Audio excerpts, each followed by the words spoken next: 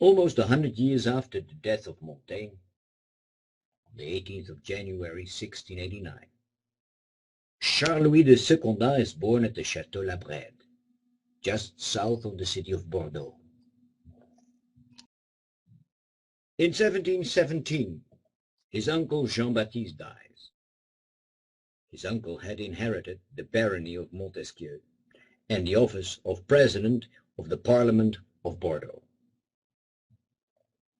As Charles-Louis is the only heir, he becomes Charles-Louis de Secondat, Baron of Montesquieu, and President of the Parliament of Bordeaux. Charles-Louis, later better known as Montesquieu, is neither a great lawyer nor a great magistrate. He prefers to stay at his chateau. He likes to read, and he likes to write. In 1721, Montesquieu publishes a remarkable book, the Persian Letters, so named because it pretends to be a correspondence between two Persian gentlemen traveling in Europe and their friends in the Middle East who sent them the gossip of the harem. These letters allow the reader to look at both Christian and Islamic society, conspicuous permissiveness of the West is contrasted with the hidden domination of women in the Middle East. Christian hypocrisy versus the inability of these visiting Muslims to live up to the standards of their faith. The Persian Letters is a landmark. It's a landmark in the author's career, in the history of French literature, and in the whole movement of the Enlightenment. The book is an immediate success. 8 editions are published within a year. In 1728, Montesquieu treats himself to a grand tour of Europe.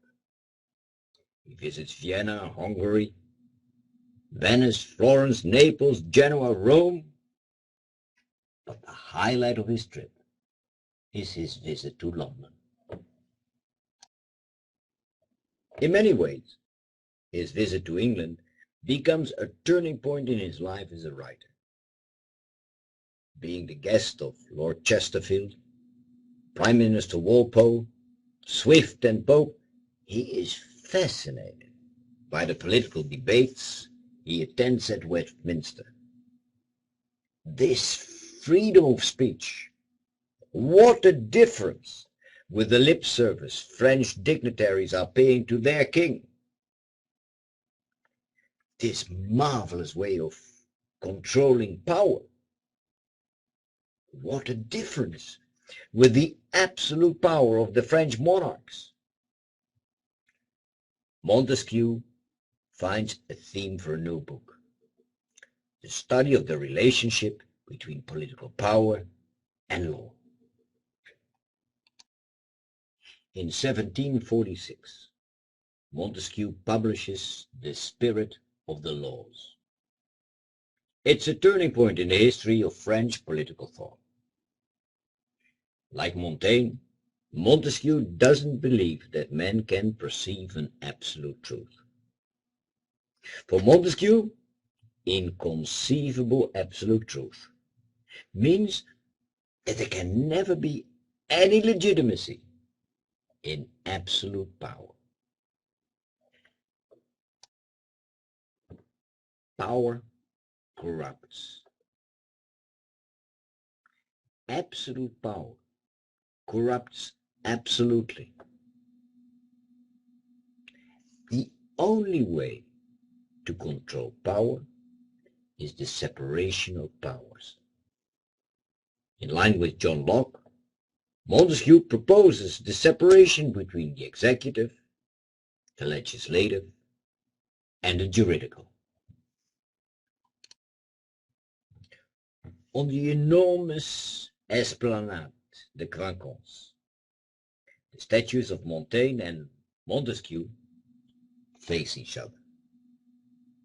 That makes sense, because in a way, Montaigne and Montesquieu are soulmates. Their thoughts are related in the sense that they both start from the same premises. For Montaigne, there is no absolute truth. Therefore, you have to take the opinions of others into account.